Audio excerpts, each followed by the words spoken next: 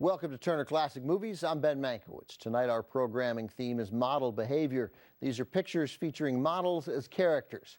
Up next, Jane Russell stars as an heiress pretending to be a model, and at least one of the outfits she models caused such a stir the movie was denied the production code seal of approval.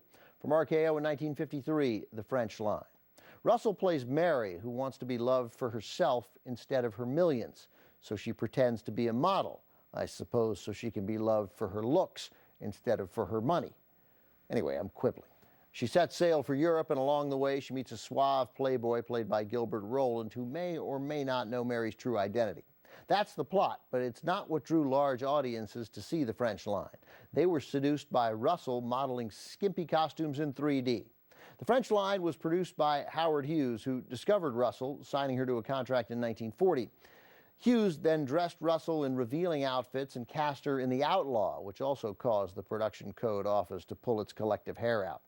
Anyway, to Hughes, putting Russell in provocative outfits was a proven formula for box office success.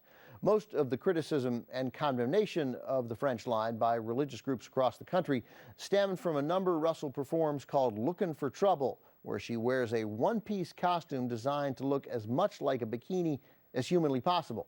In 1953, the bikini was still thought of as a naughty European novelty. Despite her manufactured image, Russell was a serious and sincere woman, and all the criticism hurt her. She went to Howard Hughes, who promised he'd never drag her into anything like that again, but he also made her promise not to tell anyone that he'd promised her that. From 1953, also with Joyce McKenzie, Craig Stevens, and Arthur Honeycutt, The French Line. The relationship between Jane Russell, the star of The French Line, and Howard Hughes, who owned RKO, had become a complicated one by the time production started on The French Line. Hughes discovered Russell, and by exploiting her physical assets, made her a household name as the star of his infamous production, The Outlaw. In real life, however, Russell was devoutly religious and made several recordings of gospel music. Still, Russell had great affection for Hughes. Russell later said that although they had disagreements, theirs truly was a platonic love affair. And when RKO closed up shop in the mid-1950s, Hughes helped Russell negotiate a lucrative agreement for her and her husband to produce their own films. Up next, our look at modeling in the movies features Lana Turner as a model who finds that life at the top is hardly picture perfect.